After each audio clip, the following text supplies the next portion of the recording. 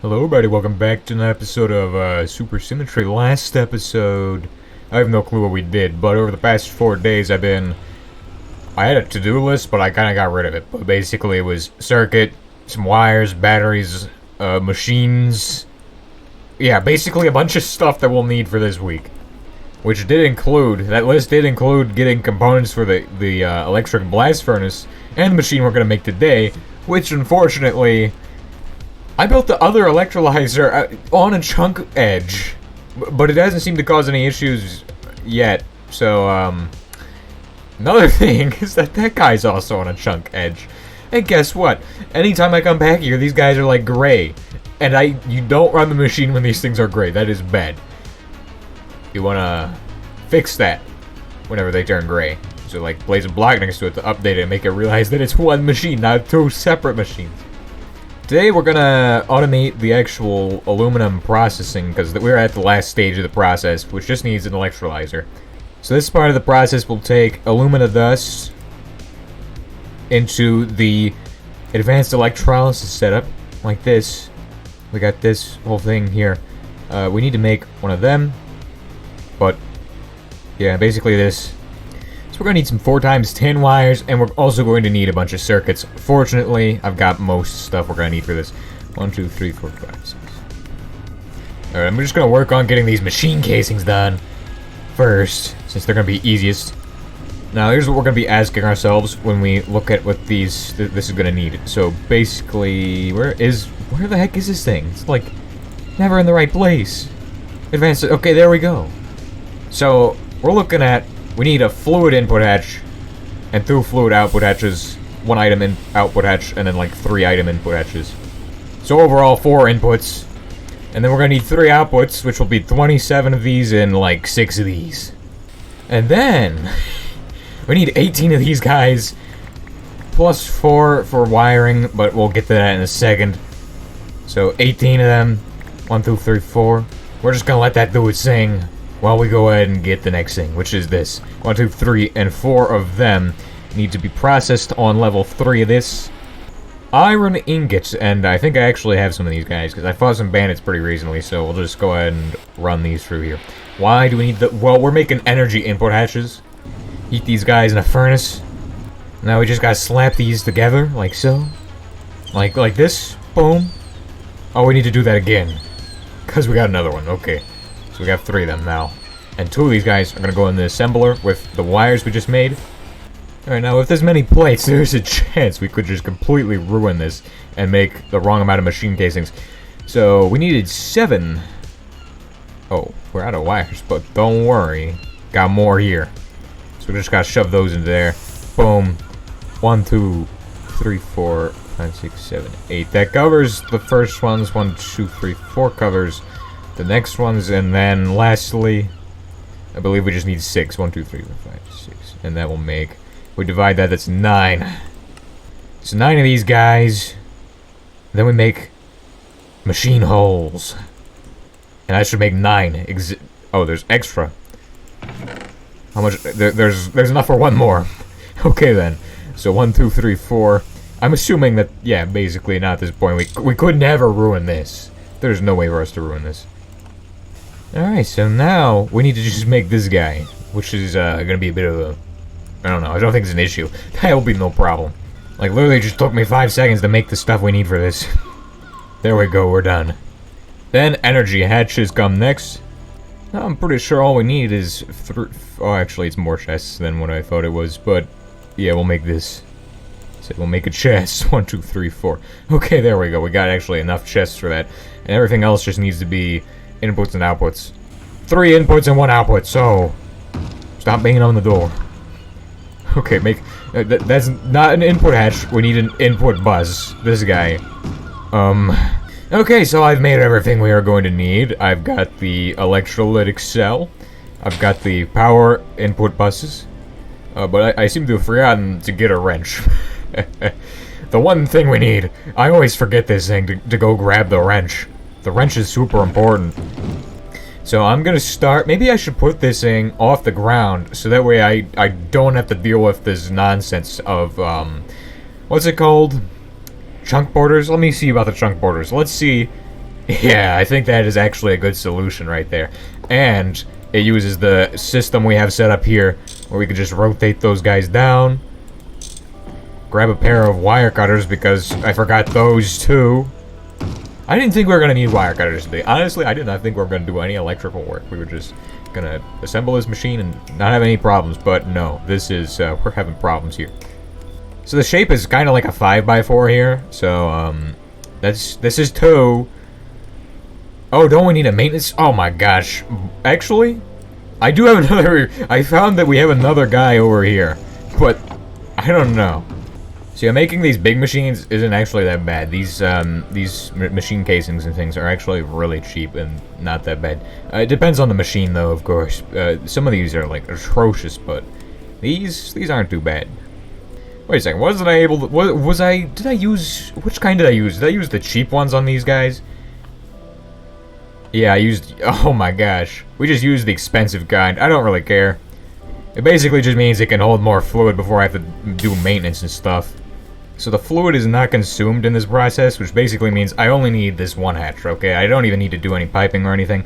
As long as I have the fluid hooked into there, that's good. We have an output hatch here. I don't know what output is going to be given. The 2 outputs are hydrogen fluoride and carbon dioxide, which we would want this guy to be hydrogen fluoride, obviously, because, well, hydrogen fluoride is processed on this side. And unfortunately, there's no way for me to preset what it's going to be, to my knowledge, so as of right now, I don't know that. Maybe in the future I'll know, but yeah. Now we still need one last hatch, which is called a maintenance hatch, and basically that means the machine won't do stupid stuff and break down. Machine will be functional as long as we make a maintenance hatch, which is what I'm going to do now. How on earth well, maintenance hatches are literally the easiest hatch to make. As long as you have every single tool, you can make one of these. As you see, I'm missing those, but that's because I don't have them in there. Now, let's go ahead and do some magic here. Just remove the tools that make them red, so that way we have everything we're going to need. Because this maintenance hatch is the most annoying part of any machine. You have to make sure it's all set. And for some reason, this is not working. That fixes it. There we go. So this guy has to be up here, right? Yeah, he's all good to go, but he's got maintenance problems, so we gotta slap this button. Boom, get all the garbage out of our inventory now. Now we need to get the stuff for running this thing. And there is something interesting going on here, because I got this pipe going here, which basically takes care of calcite or whatever, but that's gonna have to go. We need some tin pipes that take alumina, trifluoride or whatever it is, from there, and put it into this guy. Now we need item pipes, and I don't know what type of item pipe we're using today. I think I might want to switch it up or something, do something different. These tin pipes, this doesn't need to be fast. What do you think? I'm making a race car? No, this is not a race car. This is just a regular factory. What are you kidding me? Yeah, I'm probably just gonna make a bunch of tin pipes, and probably a new wrench too. 1, 2, 3, 4, 5. 5. I said 5, yeah, do that. Put those back. I do not need those. And while we're waiting on our new tin pipes, we gotta fix the old tin pipes, because, yeah, as you can see, I'm gonna output from the top of that guy, so that way I don't have to deal with, this pipe getting in the way of the pipe that's gonna go underneath of it. Although, it probably still is. In fact, this sulfuric acid pipe is... Yeah, this is a spaghetti monster. This is, annoying. But, we're gonna go over this guy, down to this guy. Hopefully we got some brass pipes. I think we do. A single brass pipe. This is not gonna do much, but time to make a conveyor belt. Alright, we got one. This is good. These are really handy. These are incredibly configurable. In fact, you can even use item filters on these guys, which is nice. All you gotta do is click them with a screwdriver to do that if you have an item filter, but for this, we don't need that. And this, I believe, is an input bus, so hopefully that is... And I think it is, because otherwise this wouldn't really connect, now would it? But, actually I think it might still even connect to a fluid pipe. I don't even know. I'm not going to try that, because I don't... this is obviously how it's supposed to be.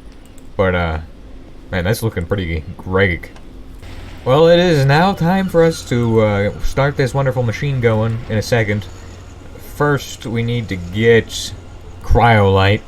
Which, yeah, I believe we have some of this, and I think we just liquefy this inside of this guy. We need to disable that. That is not something we want. But that's what we want. So we need a bit of this. I believe it's like a few thousand millibuckets of this for the actual process. Aluminum tools are the next step. So cryolite does not get consumed in this process of making all of this stuff, so we got this here, cryolite, right? We need about several... Oh dear, that is not enough cryolite. Okay, so we need to take more of our aluminum trifluoride and mix it with sodium fluoride, right? Yeah. We need to roast those guys together to get more cryolite. So we need to take sodium hydroxide solution and hydrogen fluoride and mix them together. Let's see about this. Hit that there. Boom. Yeah, so you need a bubble column reactor for this. Oh, so that's what's going on over here, is that's happening. Okay. What is going on with this? Oh, it's getting piped over to this guy here is taking in some of that. No. What is the point of this? Oh, it goes into here. It makes hydrofluoric acid. What? Is that what it's doing? No, it's not. That's not what's happening. It's going down to the distiller, making sodium fluoride. Alright, so we can just use any of our old machines for this to make the cryolite dust. So we need to take some alumina dust from there. And I think it goes into this guy. Yes, indeed. We need to just do all of that. We need to do a lot of that. So this is going to be reacted with this inside of this, I think. If everything goes right, this is what I need to do. Is put this and this into here, and then just not worry about the fact that there's other stuff in there. This gets inputs from some other machine elsewhere. And it's good to know that this guy is actually working and doing what he's supposed to do, because we did everything right. Okay, we can stop making cryolite now. We got enough to do what we need to do. And we can get rid of that, like 40... What is 40 liters of sodium hydroxide? That's gonna do absolutely nothing. Okay, anyway. Let's move on. Let's get the actual work. And I believe we just put this into the input hatch. Okay. Yeah, just put it in the input hatch right there. Cryolite. Maybe the rest of this cryolite dust will come in handy, but I don't really think it will. So, now, time for the final part. So we're gonna pipe into here this stuff. And it needs to be supplied with coke dust, but don't worry, because I found out that we've just had coke sitting here for like years now. So this has been being used to make our steel. We had like 2,000 coke, a whole crate of that stuff. So we need coke dust, which we're making here. And that's basically every single step of making aluminum is done. We just need to do one final thing, which is get some bauxite and give it a test. Which I'm expecting this will not look cool at all. Maybe it will. It'll probably make a bunch of noises and be really cool. So we'll see about that. We'll have a bunch of stacks of this. That's good. And, yeah, we'll just take 32 for now. Technically, you can make aluminum in a blast furnace, but the game wants you to do it this way. Because that's cool. So this whole process starts at this one machine, where everything we've done so far all started at is right there. Actually started at the machine here. But we don't care about the machine anymore. We don't even use that for anything, except for, like, if this thing runs out of salt. But processing eventually carries over to this guy, who's going to fill up with red mud eventually, but we don't worry about that. Then comes over to this guy, where sodium aluminate solution is now using this aluminum hydroxide dust turned into whatever goes into this pipe. I don't even... Oh, it's then mixed over here? What is this guy doing? Anyway, some of this stuff gets electrolyzed. Sodium hydroxide solution gets electrolyzed over here. And then sodium hydroxide's put back into the system from this process. At this point, there's just too much going on here that I could not tell you what's going on. Okay? Which eventually ends in this blast furnace where we're cooking up this aluminum hydroxide, which gives us steam back as a result. So I have this here. You can't even see the pipe there, but basically it's a pipe, and it carries the steam right back into these two turbines, which keeps them powered. Another part of this machine that makes steam is this guy, the basic roaster. He makes steam and he feeds it back into this pipe here, which also feeds back into the machine. So we're not gonna run out of power in these guys unless we just run out of steam. It's very unlikely that this is very power efficient. Okay, this is a very power efficient process.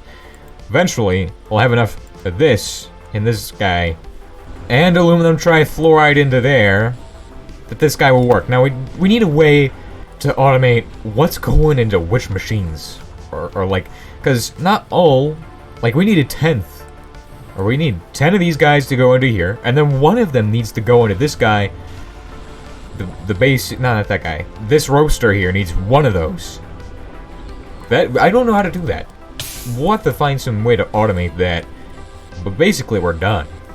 And then we gotta deal with the carbon dioxide garbage, which is in the right place, so we'll lock that, and we'll also lock the hydrogen fluoride, which can be, of course, pumped right back into the pipes where it belongs. Which I don't know which pipes it goes into even. Like, this is such a painful system. I don't know where this stuff goes. Does it go into here? What about here? Right here, right? No. I have no clue where this stuff goes. It just goes somewhere. Who knows? Alright, I guess this guy does need more hydrofluoric acid, so what we do is we pipe from there to there. Which looks like a bit of a headache. In fact, it is a bit of a headache, because, that's not easy to do. That is not easy to do at all. I think this needs lead pipes, because it's corrosive. I'm not too sure. This is something I gotta deal with, though. We're just one lead pipe short of actually having this thing done. Is there any lead pipes I can sacrifice? Oh, this guy. I don't think we need concrete anymore. We'll just take that guy. Plus, he doesn't even need this pipe. This pipe is needed for dangerous materials, like this stuff. Boom. Which is a very corrosive substance and not something you want to mess with. But, in theory, this leaves us with this. Aluminum ingots. And we're ready for next chapter. We've reached medium voltage.